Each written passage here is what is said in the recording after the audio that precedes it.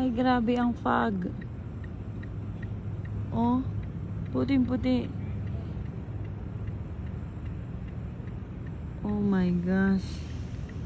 Hindi kaya ito mag zero visibility habang nagdadrive ako. Ayan na. Tingnan niyo kung gaano kaputi. Ang puti-puti. Ala, ang puti. Magsusundo ako kay Sander eh. Galing ako sa gym. Tapos tingnan niyo, bigla na lang siyang pumuti. Oh my gosh, oh. Ang puti.